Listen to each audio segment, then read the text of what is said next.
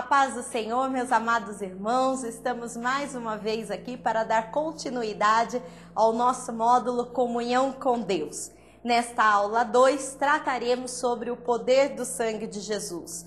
Na primeira aula, falamos sobre o conceito de comunhão. A aula que vem, falaremos sobre confissão de pecados. E a nossa última aula, falaremos sobre comunhão com os irmãos. Na aula de hoje, dividiremos em 2 temas.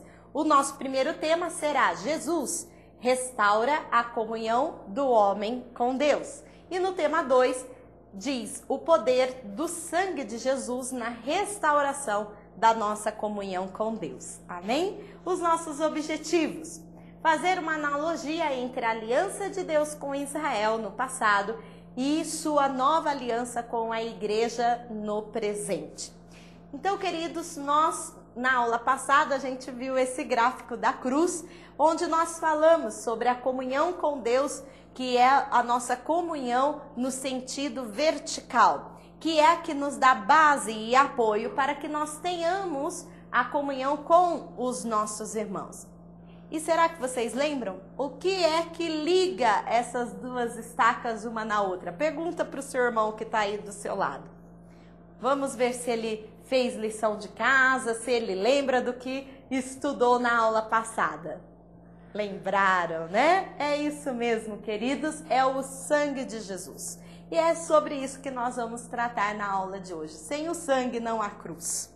Não é verdade? Então, sem o sangue não teria como ter esta comunhão com os irmãos, esta comunhão com Deus. Olhem só em 1 João 1:13. Vamos ler o que a palavra de Deus diz em 1 João 1:3?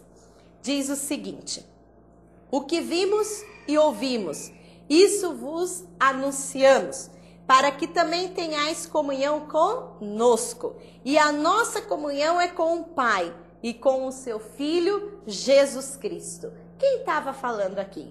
Aqui quem estava falando eram os discípulos para o povo. Então o que eles estavam falando? Estavam falando, olha, tudo isso que vocês estão vendo, tudo isso que a gente fala, é para que vocês tenham comunhão conosco. E se vocês tiverem comunhão conosco, nós temos comunhão com o Pai. Então vocês também terão comunhão com o Pai.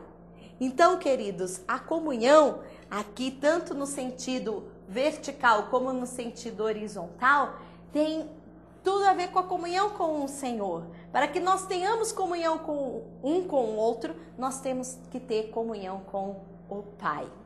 Em Levítico 1, de 1 a 4, diz: e chamou o Senhor a Moisés, e falou com ele da tenda da congregação, dizendo: fala aos filhos de Israel e diz-lhes: quando algum de vós oferecer oferta ao Senhor, oferecerá a sua oferta de gado, isto é, de gado vacuo e de ovelha.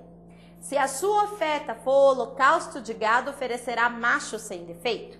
A porta da tenda da congregação a oferecerá, de sua própria vontade perante o Senhor, e porá a sua mão sobre a cabeça do holocausto, para que seja aceito a favor dele para a sua expiação.